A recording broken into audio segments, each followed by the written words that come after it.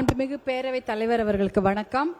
மாண்புமிகு முதலமைச்சர் அவர்களுக்கும் அனைத்து சட்டமன்ற உறுப்பினர்களுக்கும் வணக்கம்.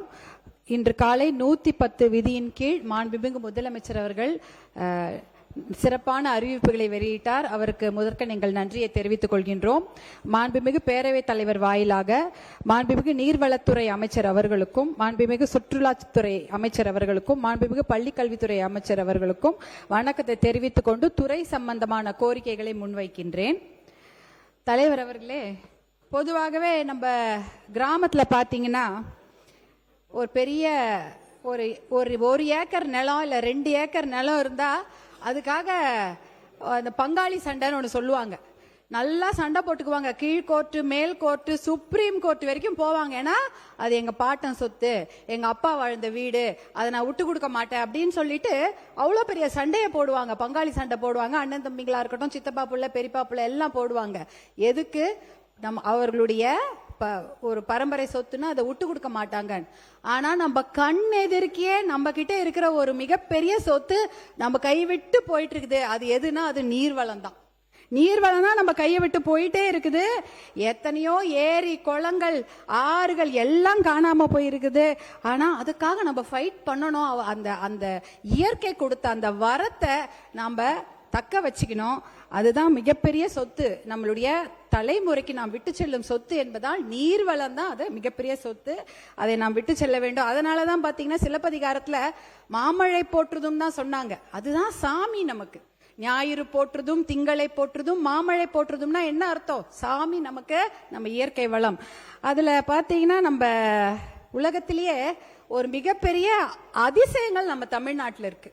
குறிப்பா ஆர்டிசியன் வெல் அப்படின்னு சொல்லுவாங்க. அது பாத்தீங்கன்னா தண்ணூத்து, நிலத்து கீழே இருக்கிற தண்ணூத்து தானா சொரக்குமா, அவ்வளோ தண்ணி இருக்குமா. அது உலகத்திலே 2 இடத்துல தான் இருக்குது. ஒன்னு ஆஸ்திரேலியால இருக்கிறது, ஆஸ்திரேலியன் பேசின், கிரேட் ஆஸ்திரேலியன் பேசின்ல இருக்கு. இன்னொன்னு நம்ம ஊர் நெய்வேலியில இருக்கிறது. நெய்வேலியில இருக்கிறது உலகத்திலேயே மொத்தமா 2 அதிசயம் அல்ல 1 அதிசயம் நெய்வேலியில இருக்கு, அந்த தண்ணூத்து. ஆனா இன்னைக்கு கிடையாது. ஏனென்றால் நெய்வேலி லிக்னைட் கார்பரேஷன் மூலம் அத்தனை தண்ணியும் பெரிய ராட்சத குழாய் மூலம் உறிஞ்சி வெளில தள்ளிட்டாங்க. 10 வருஷத்துல முடிஞ்சு போச்சு. இன்னைக்கு நெய்வேலி தண்ணூத்து கிடையாது. அதே போல இன்னொரு அதிசயம் பாத்தீங்கன்னா சென்னை பள்ளிக்கரணை மார்ஷ்லேண்ட், சதுப்பு நிலம். இந்தியாவிலேயே எந்த ஊர்லயும் சிட்டியில சதுப்பு நிலம் கிடையாது. கல்கட்டால கொஞ்சம் இருக்கு, தமிழ்நாட்டில் இருக்கு. அதுவும் சென்னையில பள்ளிக்கரணை மார்ஷ்லேண்ட் 15,000 ஏக்கர். எங்க தெரியுமா ஆரம்பிக்குதுங்க?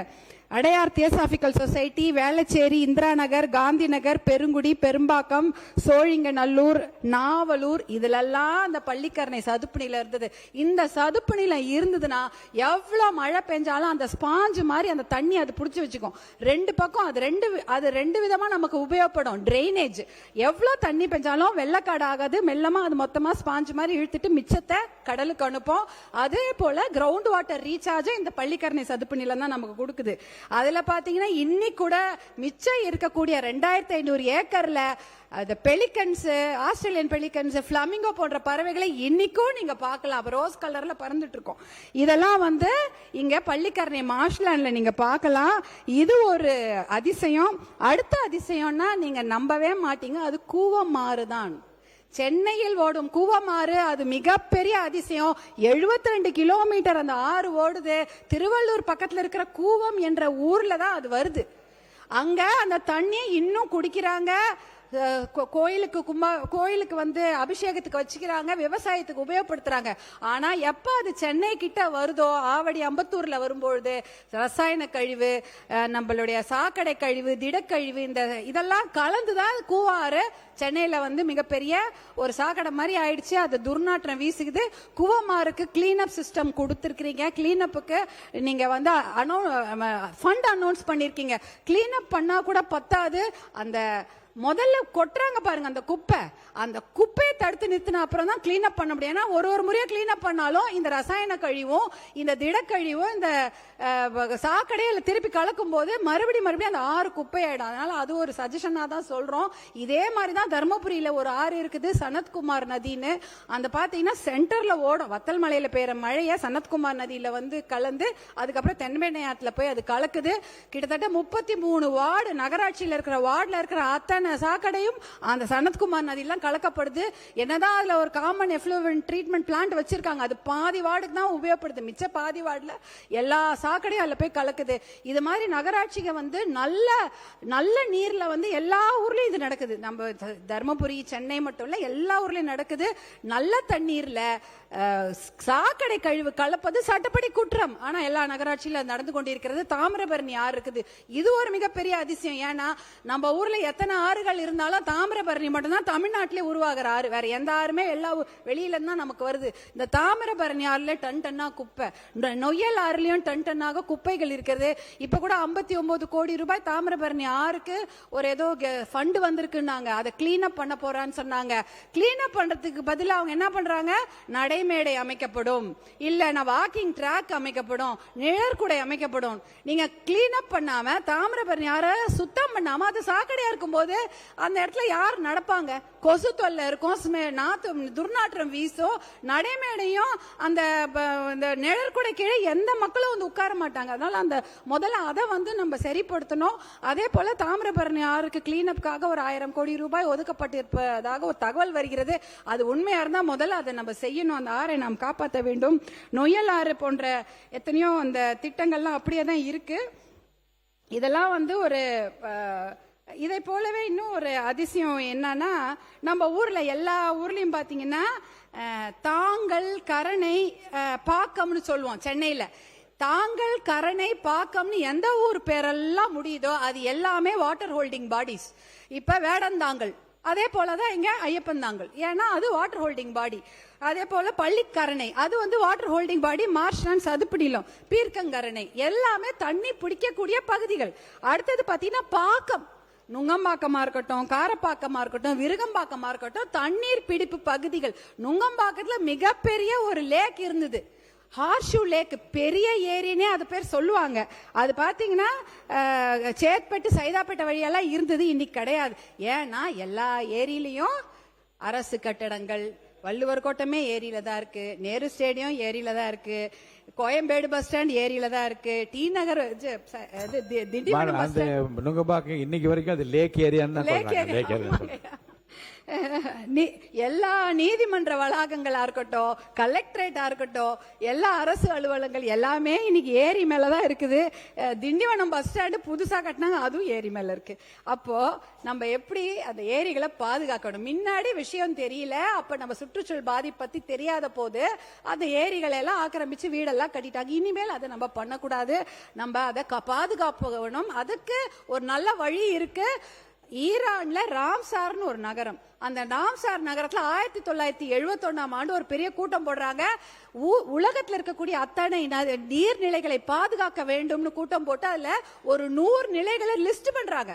அந்த 100 நீர்நிலைகள்ல 20 நீர்நிலைகள் தமிழ்நாட்டில் இருக்கு. இந்தியாவில் 100 நீர்நிலைகள், அதுல 20 நீர்நிலைகள் தமிழ்நாட்டில் இருக்கு, அதுல 1 பள்ளிக்கரணை. அதனால இந்த நீர்நிலைகளை பாதுகாக்க வேண்டும்னு அவங்க சொல்றாங்க.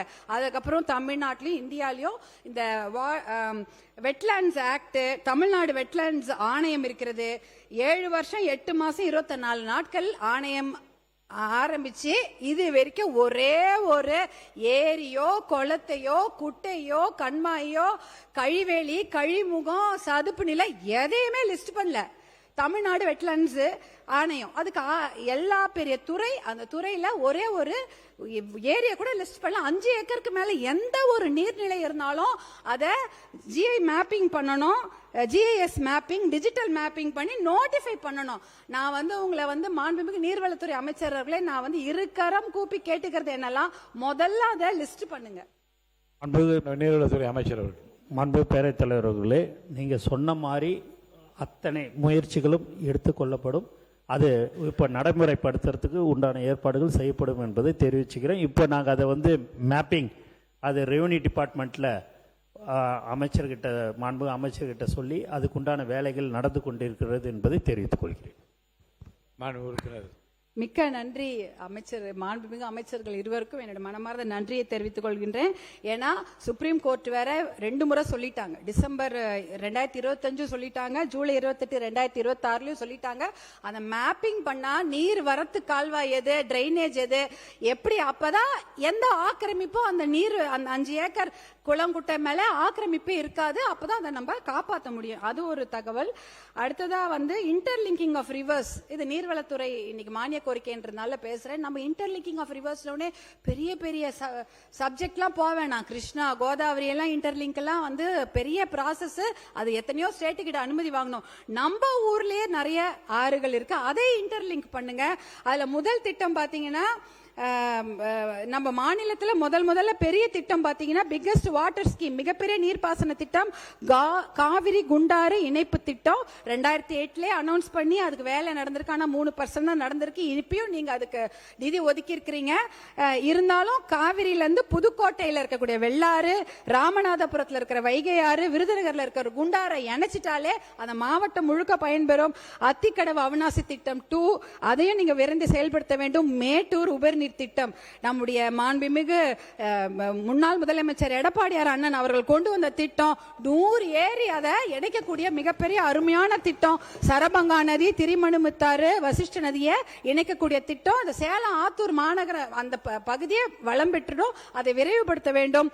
தாமிரபரணி, நம்பியாறு, கோரையாறு, எலுமிச்சை ஆறு இணைப்பு திட்டம். நொய்யல் ஆறு, நோய்களை தீர்க்கும் ஆறு, அதை கழிவுகளை அகற்றும் திட்டம், அதை காப்பாற்றணும். தென்பெண்ணை பாலாறு இணைப்பு திட்டம், இதுக்கு டிபிஆர் அனௌன்ஸ் பண்ணிருக்கீங்க, அதுக்கு நன்றியை தெரிவித்துக் கொள்கின்றோம். பாலாறு தடுப்பணை திட்டம், பாலாறுல தடுப்பணை கண்டிப்பா கட்டியாகணும். தடுப்பணைனா 10 அடி 6 20 அடி தடுப்பணை தேவையில்ல, 5 அடி தடுப்பணையே போதும். பாலாறுல இருக்கிற தண்ணியை நம்ம சேர்த்து வைக்க முடியும். இதற்காக மருத்துவர் அன்புமணி அவர்கள் பாலாறு காப்போம், வைகை காப்போம், தாமிரபரணி காப்போம், நொய்யலாறு காப்போம்னு எத்தனையோ நடைபயணம் போயிட்டாங்க. அதற்கப்புறம் தான் 2 தடுப்பணைகள் சென்னை பக்கத்துல நீங்களே பார்க்கலாம். சென்னையில இருந்து பாண்டிக்கு போற ஈசிஆர் ரோட்ல வாயலூர் செக் டேம் இருக்கு. எப்படி பச்சை பசேல் இருக்கும் பாருங்க, 2 பக்கமா தண்ணி இருக்கும். வள்ளியூர் செக் டேம் அந்த பகுதியில் இருக்கு. கிட்டத்தட்ட இந்த செக் டேம் மூலம் 15 இருந்து 20 ஸ்கொயர் கிலோமீட்டர்ல எல்லா கிணறும் நிரம்பி 3 போக அங்க பயிர் பண்ணி கொண்டிருக்கிறார்கள். இந்த நீங்க பார்க்கும்போது சென்னை டு பாண்டிச்சேரி அந்த ஈசிஆர் சாலையில நீங்க பார்க்கலாம். அடுத்தது நந்தன் கால்வாய் திட்டம், திருவண்ணாமலையில் உள்ள 22 ஏரிகள், விழுப்புரம்ல இருக்கக்கூடிய 18 ஏரிகள், இந்த ஏரியெல்லாம் இணைச்சு அதை தண்ணீர் நிரப்பும் திட்டம் தான் தென்பெண்ணை உபரி நீர் இந்த திட்டம். இது அதே போல அரியலூர் சோழர் பாசன திட்டம், இது ரொம்ப அழகான திட்டம். அந்த காலத்துல ராஜேந்திர சோழன் கங்கையில இருந்து தண்ணிய கொண்டு கிட்டத்தட்ட அந்த சோழகங்கம் ஏரியை உருவாக்குறாரு. 25 கிலோமீட்டர் நீளத்துக்கு அந்த ஏரியை வெட்டுறாரு. ஒரு 5 கிலோமீட்டர் அகலத்துக்கு அந்த ஏரியை வெட்டி அந்த கங்கை நீர் அதுல ரொப்பி அதுக்கப்புறம் அந்த திட்டத்தை கொண்டு வராங்க. சோழகங்கை ஏரி, பொன்னேரின்னு சொல்லுவாங்க. அதுல பாத்தீங்கன்னா கரிவெட்டி ஏரி, சித்தமல்லி ஏரி, செம்பியன் மாதேவி ஏரி, இப்படி இத்தனை ஏரிகளும் அதுல கனெக்ட் ஆகி அந்த திட்டம் ரொம்ப நல்லா இருக்கும். அந்த திட்டத்துக்கு நீங்க மறுபடியும் உயிர் கொடுக்க வேண்டும். ஏன்னா ரொம்ப ரொம்ப முக்கியமான திட்டம். அப்புறம் இன்னொரு உறுப்பினருடைய கோரிக்கை, சோழவந்தான் சாத்தியாடி அணை திட்டம், அதுவும் கேட்டிருந்தாங்க. இந்த திட்டங்கள் எல்லாம் நம்ம கொண்டு வந்துட்டோம்னாலே இது நதிநீர் இணைப்பு திட்டம் தான். பெரிய இது கிடையாது, பெரிய வெளியூருக்கே போக தேவையில்ல. நம்ம ஊர்ல இருக்கக்கூடிய நதிகளை நாம் இணைத்தாலே போதும், தூர்வாரினாலே போதும், கரைகளை பலப்படுத்தினால் போதும், இந்த மணல் அள்ளுறதே குறைஞ்சிடும். அந்த சட்ட விரோதமாக மணல் அள்ளுவதே குறைஞ்சிரும். இந்த ஏரி குளங்களை தூர்வாரி இதெல்லாம் இணைச்சிட்டாலே இதெல்லாம் ஒரு மிகப்பெரிய திட்டம். இனிமேல் என்னுடைய தர்மபுரி தொகுதிக்கான திட்டங்களை, சிறப்பு திட்டங்களை நான் மாண்புமிகு அமைச்சர்கள் கிட்ட கேட்டுக்கிறேன். என்னுடைய தர்மபுரி தொகுதி மிகவும் பின்தங்கிய பகுதியாகும். இதுல தர்மபுரி காவிரி உபரிநீர் திட்டத்தை செயல்படுத்த வேண்டும் என்று நான் தொடர்ந்து உங்ககிட்ட கோரிக்கை வைத்துக் கொண்டு வருகிறேன். காவிரியில வர உபரி நீர் ஒரு 3 TMC தான். அதை பெரிய பெரிய குழாய்கள் மூலம் நீரேற்று முறையில கொண்டு தர்மபுரி மாவட்டத்தில் உள்ள 10 அணைகள், 83 ஏரிகள், 769 சிறிய ஏரிகள் உட்பட மொத்தம் 1230 நீர்நிலைகளும் நிரப்பி ஆண்டு முழுவதும் நீங்க வந்து விவசாயம் செய்யலாம், அதுக்கு வந்து நீங்க வழிவகை செய்ய வேண்டும். இந்த திட்டத்தை செயல்படுத்துவது ரொம்ப ரொம்ப சுலபம். ஏன்னா இனிமேல் நிலம்லாம் எடுக்க வேணாம். ஏற்கனவே ஒகேனக்கல் கூட்டு குடிநீர் திட்டத்துக்காக குழாய்கள் அமைத்திருக்கிறாங்க. அது பக்கத்திலே இதுக்கான தனியா குழாய்கள் அமைச்சிட்டாலே போதும். இந்த தண்ணீரை கொண்டு வந்து அந்த பகுதி மக்களுக்கு கொடுத்துட்டா 15 லட்சம் பேருக்கு குடிநீர் வசதி கிடைக்கும். இதன் மூலம் பல லட்சம் பேருக்கு வேலை வாய்ப்பு கிடைக்கும். இதே போல நிறைய திட்டங்கள் பேரை மட்டும் படிச்சிடுறேன். எண்ணெய்கோல் புதூர் தும்பலஹள்ளி திட்டம், தூள்செட்டி ஏரி திட்டம், பஞ்சப்பள்ளி உபரிநீர் திட்டம், சேனேகால் திட்டம், சேனேகால் ஈச்சம்பாடி திட்டம், வாணியாறு உபரிநீர் திட்டம், தொப்பையாறு உபரிநீர் திட்டம், ஆனைமடுவு திட்டம், பொதியன் பள்ளம் திட்டம், வள்ளி மதுரை அணை உயர்த்துதல் திட்டம், மத்தாள பள்ளம் திட்டம், பாளையம்புதூர் ஜெகநாதன் கோம்பை திட்டம், இப்படின்னு நிறைய திட்டம் இருக்கு. சனத்குமார கிளீன் பண்ணிட்டா ஒரு நகராட்சி 2 பேரூராட்சிக்கு தண்ணீர், கம்பையநல்லூர், பேரூர், அரூர்னு. தர்மபுரி மாவட்டத்தில் புளோரோசிஸ் ரொம்ப அதிகம். அந்த புளோரைட் தண்ணியில கண்டென்ட் அதிகமா இருக்கிறதுனால எலும்பு வீக் ஆயிடும், பல்லு கருப்பாயிடும். நீங்க பாத்தீங்கன்னா இது வந்து அது ஏரியூர் பெண்ணாகரம் தொகுதியில வருது. அங்க வந்து அதிகமான கிட்னி டிசீஸ் நம்ம தமிழ்நாட்டிலே அதிகம். கிட்னி ஃபெயிலியரும் கிட்னி டிசீஸும் இந்த ஏரியூர்ல அதிகம். இதற்கு ஒரே ஒரு நல்ல திட்டம் மருத்துவர் அன்புமணி அவர்கள் சொல்லியிருக்கிறாரு. ஏரியூர் கூட்டு குடிநீர் திட்டத்தை நீங்க செயல்படுத்த வேண்டும் என்று அன்போடு கேட்டுக்கொள்கின்றேன். ஒகேனக்கல் கூட்டு குடிநீர் திட்டத்து கூட 3வது ஃபேஸ் தயாரா இருக்கு. அதை விரைந்து செயல்படுத்துமாறு அன்போடு கேட்டுக்கொள்கின்றேன். தருமபுரி மாவட்டத்தில் உள்ள ஏரிகள், கால்வாய்கள் பல ஆண்டுகளாக தூர்வாரப்படவில்லை. எனவே மாவட்டத்தில் உள்ள அனைத்து ஏரிகளையும் பஞ்சப்பள்ளி முதல் ராமாக்கால் ஏரி வரையுள்ள நீர்வரத்து கால்வாய்களையும் தூர்வாரி ஆழப்படுத்தி தர வேண்டும். தருமபுரி மாவட்டத்தில் நல்லம்பள்ளி ஊராட்சி ஒன்றியம் இருக்கிறது. இங்க இண்டூர் தான் பெரிய இண்டூரை மையமாக கொண்டு 12 ஊராட்சிகள் இருக்கு. 1 லட்சம் பேர் இருக்காங்க. ஆனா இதை வந்து ஒரு வாட்டி அவங்க வந்து கவர்மெண்ட் ஆபீஸ்க்குலாம் போனோம்னா ஒரு நாள் முழுக்க அவங்களுக்கு போயிடுது.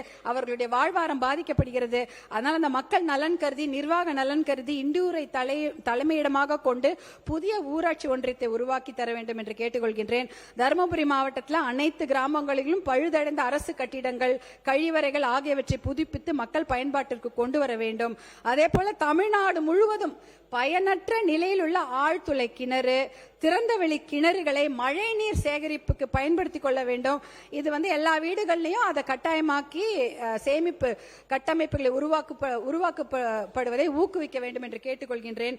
தர்மபுரி சட்டமன்ற தொகுதிக்குட்பட்ட அன்னசாகரம் ஏரி, அதியமான் கோட்டை ஏரி, சோகத்தூர் ஏரி, சாமிச்செட்டிப்பட்டி ஏரி, கடகத்தூர் ஏரி ஆகிய ஏரிகளை தூர்வாரி தருமாறு அன்போடு கேட்டுக்கொள்கின்றேன். தருமபுரி மாவட்டம் நல்லம்பள்ளி ஊராட்சி ஒன்றியத்தில் ஏலகிரி அரசு மேல்நிலைப்பள்ளி முதல் சாமிச்செட்டிப்பட்டி ஓம் சக்தி பள்ளி வரையும், சாமிச்செட்டிப்பட்டி ஊராட்சி கமலநத்தம் நரசிம்மன் கொட்டாய் முதல் எருமைப்பட்டி கொட்டாய் வரையும், மாதேமங்கலம் ஊராட்சி மிட்டாரெட்டி அள்ளி சாலை முதல் ஆவாரங்காட்டூர் வரையும், தாசன் கொட்டாய் முதல் பங்குநத்தம் கொட்டாய் வரையும், நல்லம்பள்ளி ஊராட்சி ஒன்றியம் இண்டூர் முதல் கழனிக்காட்டூர் வழியாக அரக்காசனள்ளி, சின்னம்பள்ளி, பெரும்பாலை வரையும் உள்ள பழுதடைந்த சாலைகளை சீரமைத்து தருவதுடன் தேவையான இடங்களில் பாலங்களையும் அமைக்க வேண்டும். தருமபுரி ஊராட்சி ஒன்றியம் சோகத்தூர் ஊராட்சி பூசாரிப்பட்டி சாலை முதல் ஜடையன்கொட்டாய் மாட்டுக்காரனூர் வரையுள்ள தார் சாலையும் சீரமைத்து தர வேண்டும். அதே போல தருமபுரி மாவட்டத்தை வந்து என் ஊர் என் கனவு திட்டத்துல ஒரு சொட்டு மது சாராயம் போதை இல்லாத ஒரு மாவட்டமாக நீங்க அறிவிக்க வேண்டும். அப்புறம் தருமபுரி அரசினர் கலைக்கல்லூரி வளாகத்தில் 2 நிமிஷம் கலைக்கல்லூரி வளாகத்தில் புதிதாக அரசினர் பெண்கள் கலை மற்றும் அறிவியல் கல்லூரி உருவாக்கி பெண்கள் இடைநிற்றலை கண்டிப்பாக குறைக்க வேண்டும் என்று அன்போடு கேட்டுக்கொள்கின்றேன். அதே போல இந்த சுற்றுச்சூழல் அமைச்சர் அவர்களுக்கு ஒரு கோரிக்கை. அது பாத்தீங்கன்னா கங்கை கொண்ட சோழபுரம் இருக்கிறது, அது யுனெஸ்கோ ப்ரொடெக்டட் ஹெரிட்டேஜ் சைட்டு. அது பக்கத்திலேயே சோழகங்கம் ஏரி, பொன்னேரி இருக்கிறது, அதையும் சுற்றுலா தலமாக அறிவிக்க வேண்டும். அதே போல செஞ்சிக்கோட்டையும் வந்து யுனெஸ்கோ ஹெரிட்டேஜ் சைட்டு. அது பக்கத்தில் திருவண்ணாமலை மேல்மலையனூர் வரவங்க செஞ்சிக்கோட்டைக்கு வராம சுற்றுலா தலமாக அறிவிக்க வேண்டும். வத்தல் மலையும் வந்து ஒரு சுற்றுலா தலமாக அறிவிக்க வேண்டும். அப்புறம் வந்து மாண்புமிகு வருவாய்த்துறை அமைச்சர் அவர்களுக்கு என்னுடைய பணிவான வேண்டுகோள். தர்மபுரியில குறும்பர் சமுதாயத்தை சேர்ந்த நிறைய பேர் இருக்காங்க. அவங்க வந்து எஸ்டி சர்டிபிகேட் கேட்டுக்கொண்டு இருக்கிறார்கள், ரொம்ப காலமாக கேட்டுக்கொண்டிருக்கிறார்கள். அவங்களால பள்ளிக்கூடத்துக்கோ கல்லூரிக்கெல்லாம் போக முடியல. ஒரு முறையும் கோர்ட்ல போய் கேஸ் ஆர்டர் வாங்கிட்டு தான் வந்து படிக்கிறாங்க. அதை நீங்க தாயுள்ளத்தோடு கருணை பரிசீலனை செய்து அதை வழங்க வேண்டும் என்று கேட்டுக்கொள்கின்றேன். இந்த நான் சொன்ன இத்தனை திட்டத்துக்கும் 1 லட்சம் கோடி ரூபாய் ஆகும் தான். எனக்கு நன்றாக தெரியும். நம்ம கடன்ல தான் தமிழ்நாடு அரசாங்கத்துல நம்ம ஓடிட்டு இருக்கோம். கடன் வாங்கி தான் சம்பளம் கொடுக்கறீங்க, கடன் வாங்கித்தான் ஓய்வூதியம் அரசு ஊழியர்களுக்கு தரப்படுகிறது, கடன் வாங்கி தான் கடனையே அடைக்கிறோம். அதானே, கடன் வாங்கி தான் ஹாஸ்பிட்டலு, ரோடு, மேம்பாலம் எல்லாம் கடன். அப்படி இருக்கும்போது 1 லட்சம் ரூபாய் கடன் வாங்கி இந்த ஏரி திட்டங்களை நீங்கள் கண்டிப்பாக செய்ய வேண்டும். நான் கான்பிடென்ட்டோட சொல்றேன் அமைச்சர் அவர்களே, மாண்புமிகு பேரவைத் தலைவர் அவர்களே, கண்டிப்பாக இந்த கடன்களை 10 வருஷத்துல அடைச்சிடலாம். கான்பிடென்ட்டா சொல்ற முடியும். ஏன்னா எக்கானமி நல்லாயிடும், விவசாயம் நல்லாயிடும், ஹெல்த் நல்லாவும். நல்ல தண்ணி கொடுத்தா நம்ம சுகாதாரம் மேம்படும், விவசாயம் செழிக்கும், நம்மளுடைய எக்கானமியும் வளரும். இதெல்லாம் மனதில் வைத்துக்கொண்டு இந்த திட்டங்களுக்கு முன்னுரிமை தருமாறு நீர்வளத்துறை அமைச்சர் அவர்களுக்கு கேட்டுக்கொண்டு, எனக்கு நீதி வழுவா பேரரசர் போல இவ்வளவு நேரம் எனக்கு பேசுவதற்கு வாய்ப்பு கொடுத்த மாண்புமிகு பேரவைத் தலைவர் அவர்களுக்கு என்னுடைய மனமார்ந்த நன்றியை தெரிவித்துக் கொள்கின்றேன். நன்றி.